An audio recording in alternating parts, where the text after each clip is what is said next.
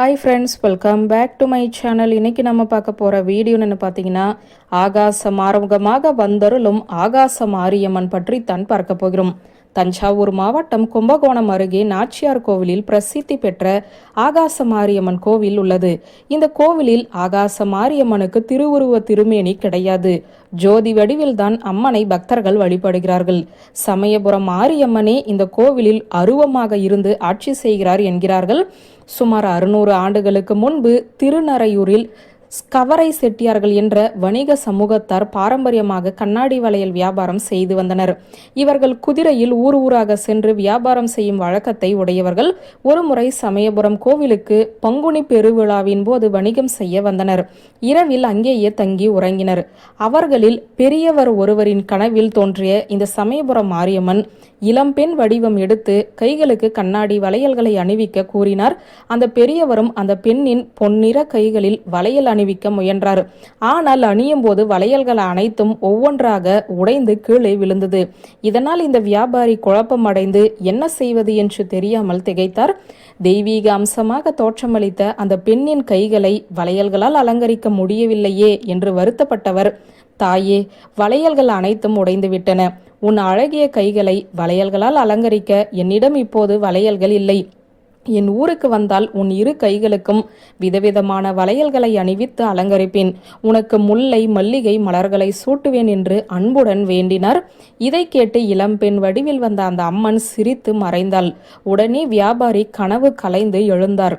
அவரின் அருகில் அடுக்கி வைக்கப்பட்டிருந்த வளையல்கள் அனைத்துமே உடைந்திருப்பதைக் கண்டு ஆச்சரியப்பட்டார். இது தவிர அவருடன் வந்திருந்த மற்ற வியாபாரிகளுக்குமே அம்மை போட்டிருப்பதையும் கண்டார். இதனால் அந்த பெரியவர் மிகவும் மனம் வருந்தினார். இது சமயபுரத்தாளின் சோதனை என்பதை அறிந்த அவர் அந்த கோவிலை நோக்கி கைகூப்பி வணங்கி நின்றார். விடிந்ததும் கோவில் அர்ச்சகர் அந்த வியாபாரியிடம், ஐயா, வெளியூரிலிருந்து வந்திருக்கும் வளையல் வியாபாரி தாங்கள்தானே? உடைந்த வளையல்களுக்கு பதிலாக இந்த பொற்காசுகளை வைத்துக் கொள்ளுங்கள். சமயபுரத்தால் இதை உங்களிடம் கொடுக்க சொன்னார் என்றார். மேலும் அம்மை நோய் தாக்கியவர்களுக்கு மாரியம்மனின் அருட்பிரசாதமாக திருநீரையும் வழங்கினார். அவர்கள் அதை நெற்றி உடல் முழுவதும் பூசியவுடன் அந்த அம்மை நோய் குணமடைந்து எழுந்துவிட்டார்கள். கனவில் வளையல் போட்டுக்கொள்ள வந்தவள் சமயபுரம் அன்னையை என்பதை உணர்ந்து கொண்ட அவர் சக வியாபாரிகளிடமும் கூறினார். இதனால் மகிழ்ச்சி அடைந்த வியாபாரிகள் தங்கள் அனைவருக்குமே அன்னை காட்சி தர வேண்டும் என்று வேண்டினார்கள்.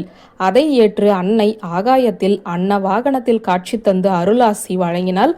அன்னையை தரிசித்த வியாபாரிகள், தாயே, ஆகாசமாரி, ஆகாசமாரி என போற்றி புகழ்ந்து வணங்கினர். பின்பு எங்கள் ஊருக்கு வந்து அருள வேண்டும் என்று ஆகாச மாரியம்மனை மனமுருக வேண்டினார்களாம்.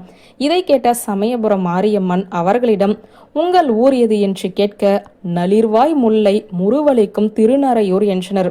அவர்களது பக்தியை மெச்சிய அன்னை முல்லைக்கும் மல்லிக்கும் கை வளையல்களுக்கும் ஆண்டுதோறும் வைகாசி மாத அமாவாசைக்கு அடுத்த வெள்ளிக்கிழமை சமயபுரத்திலிருந்து ஆகாச மார்க்கமாக திருநறையூருக்கு வந்து 10 நாட்கள் தங்கிவிட்டு மீண்டும் சமயபுரம் திரும்பி விடுவேன் என்று அருளினாலாம்.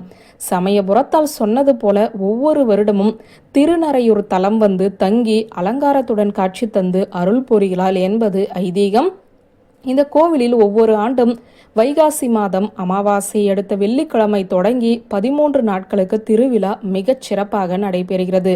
அப்போது சமயபுரம் மாரியம்மன் ஆகாய மார்க்கமாக இங்கு வந்து திருவிழாவுக்கு சென்று செய்யப்படும் விக்கிரகத்தில் சேர்ந்து தரிசனம் கொடுப்பதாக ஐதீகம்.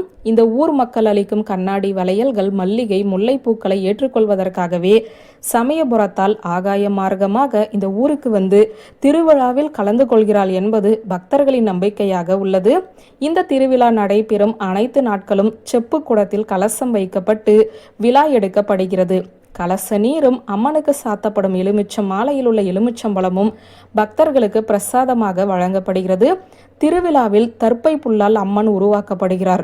ஒவ்வொரு நாளும் லக்ஷ்மி, சரஸ்வதி, மதன கோபாலன் போன்ற பல்வேறு வடிவங்களில் அம்மன் அலங்கரிக்கப்பட்டு காட்சி தருகிறாள். கடைசி நாளில் ராஜராஜேஸ்வரி வடிவத்தில் உச்சம் பெறுகிறாள். 13ஆம் நாள் அம்மன் நின்ற கோலத்தில் தேரில் சமயபுரத்திற்கு எழுந்து அருள்வதுடன் இந்த விழா நிறைவு பெறுகிறது. அந்த சமயம் அம்மன் கையில் வெள்ளிக்குடம் சுமந்தவாறு வீதியுலா நடைபெறும். இதன் மூலம் அம்மன் சமயபுரம் செல்கிறாள் என்பது நம்பிக்கை. இந்த கோவிலில் வைகாசி மாதம் நடைபெறும் திருவிழாவை தவிர மற்ற நாட்களில் அம்மன் உருவமற்றவராக, அதாவது சூட்சும ரூபத்தில் தான் இருக்கிறாராம். திருமண தடை உள்ளவர்கள், குழந்தை பாக்கியம் வேண்டுபவர்கள் இங்குள்ள அம்மனை வேண்டிக் கொள்கிறார்கள். வேண்டுதல் நிறைவேறிய பக்தர்கள் அம்மனுக்கு மல்லிகைப்பூ, வளையல்களை காணிக்கையாக செலுத்துகிறார்கள். மேலும் காவடிகள், அங்க பிரதட்சணம், மாவிளக்கு ஏற்றுதல் போன்ற பல்வேறு நேர்த்தி கடனையும் செலுத்தி வழிபடுகிறார்கள். இந்த கோவில் எங்கே இருக்கிறது, எப்படி செல்வது என்ற முழு தகவலையும் டிஸ்கிரிப்ஷனில் கொடுத்துருக்கேன், பார்த்து தெரிஞ்சுக்கோங்க.